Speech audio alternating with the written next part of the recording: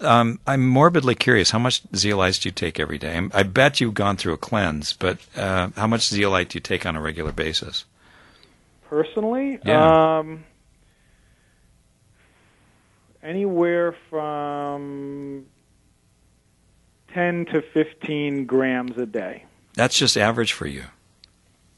Yeah, that's just average for me. Okay, man. Do you have a testimony of how it helped you, what it did for you, or the guys that can you share with us? I use it for a different purpose. Okay. There's another thing that we haven't spoken about that what it does, and again, this is one of those things that they have no idea about mechanism, but there was a full study done for a pharmaceutical drug in Cuba based on zeolite, on this form of zeolite, and it was for an anti-diarrheal. It was called Enterex. It was many years ago, and so they studied the zeolite for stopping diarrhea. And one of the products that we formulated based on this research was an anti-diarrheal product. And I have IBS, and I used to not be able to go out to eat because the second we went out to eat, I'd have to run back home immediately. There was no going out any place. There was not doing anything afterwards.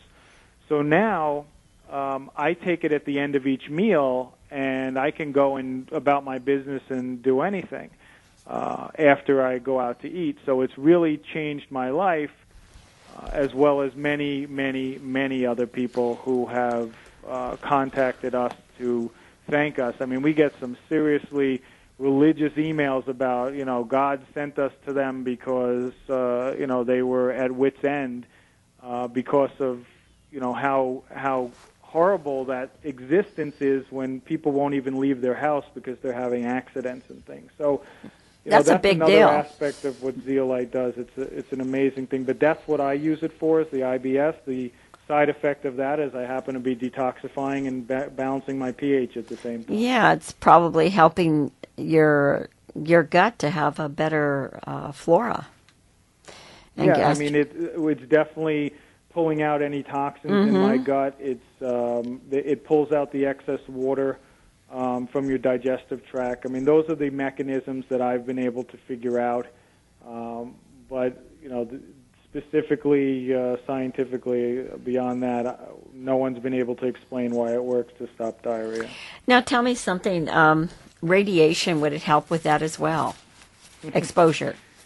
Yeah, do you know that when the Fukushima accident, obviously we already talked about Chernobyl, but when the Fukushima accident happened in Japan, I was, riveted like everyone else on the news and didn't even give thought about my company.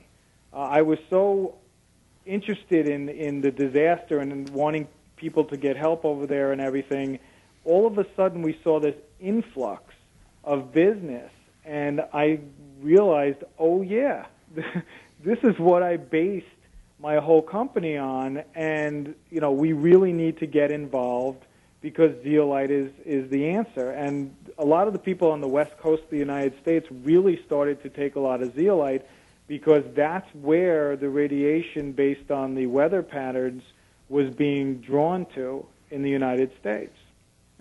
So we saw a huge influx of that. But yes, we have someone from Seattle actually came and did a study on a bunch of different zeolite products out there and found that ours came with the least amount of, or was the cleanest source of zeolite, and then was able to absorb the highest amount of radiation. So, we've sent a lot of product over to Fukushima for the people in that town. Oh, that's great.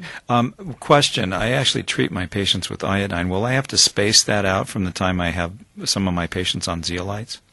No, they're irrelevant to one another. You could use both in conjunction. The iodine is only good for the radioactive iodine? No. It's only one specific part of the body.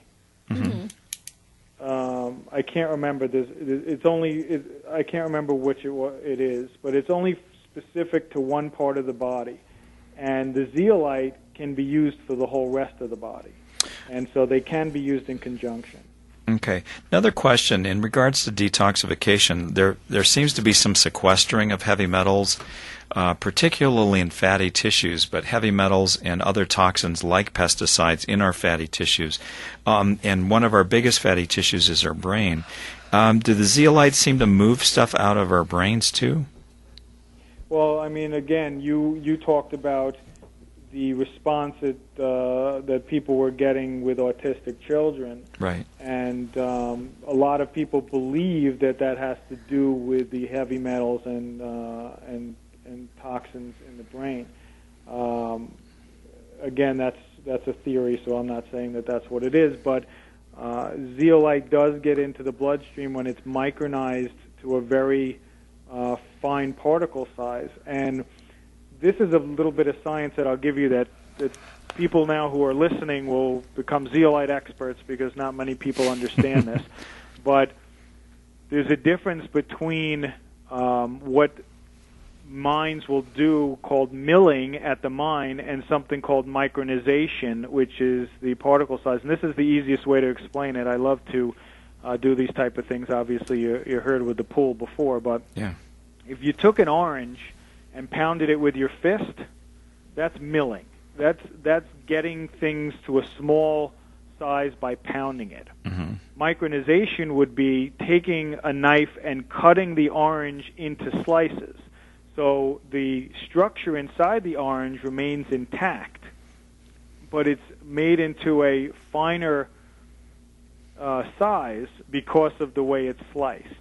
So with the milling, you can get to a point where you're crushing the cage and it no longer is effective in trapping the toxins and heavy metals, while with micronization, you can get the particle size down to a very small size in order to be absorbed into the bloodstream. Okay, so I think I actually want to keep my cages I'm going to intact. ask you something crazy.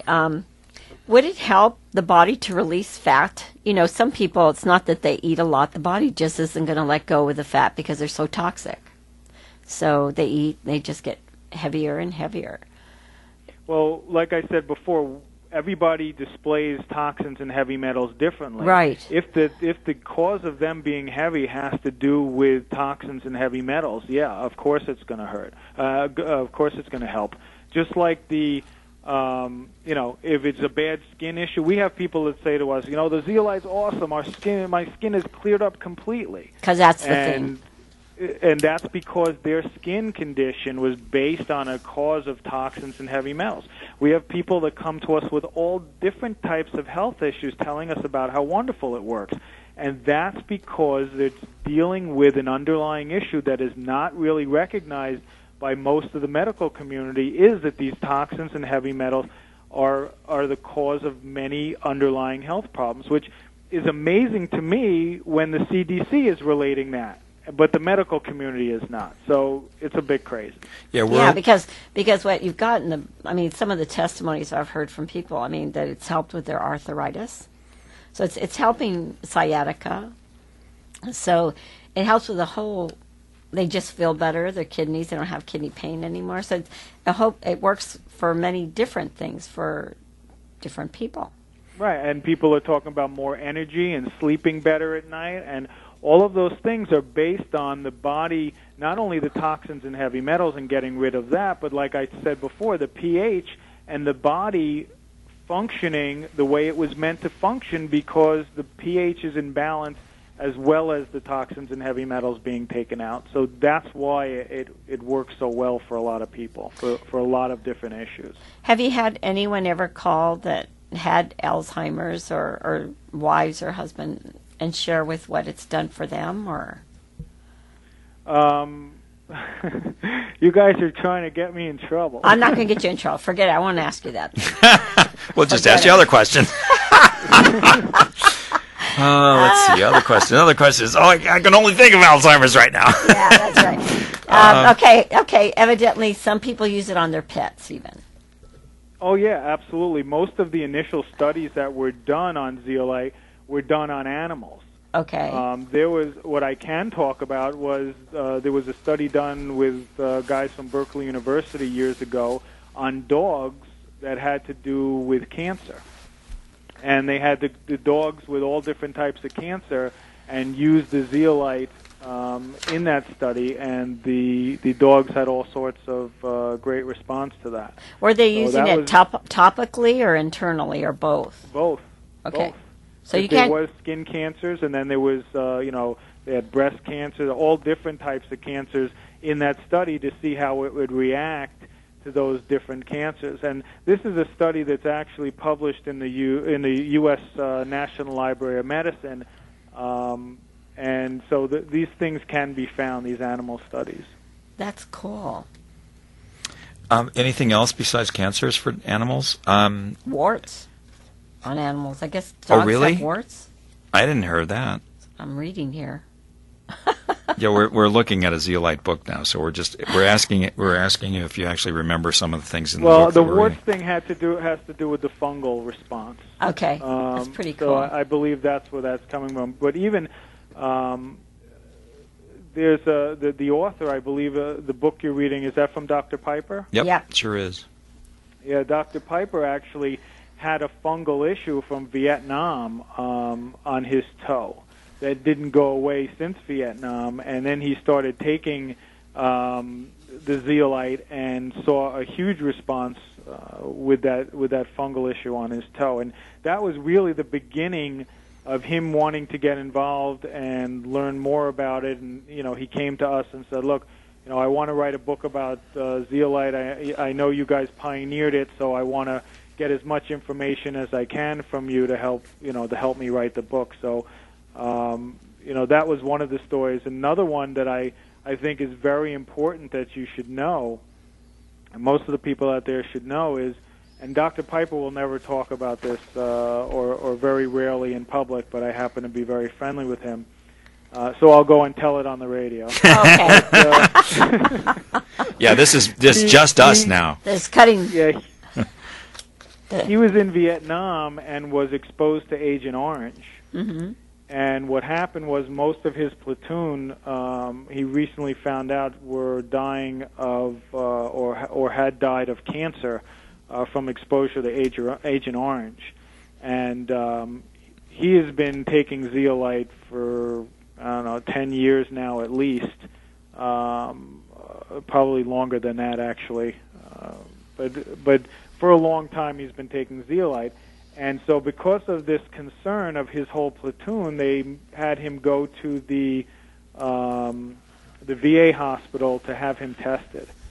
And he came back with a clean bill of health. Cool. And he actually wrote us a letter, and he believed that it was his use of zeolite that removed any traces of Agent Orange, and that's what he believes. Oh, that is cool. And Agent Orange is a defoliant that was used in Vietnam, and a lot of people said, "Oh, there's no problem with defoliants," but obviously it's become a huge issue for Vietnam vets.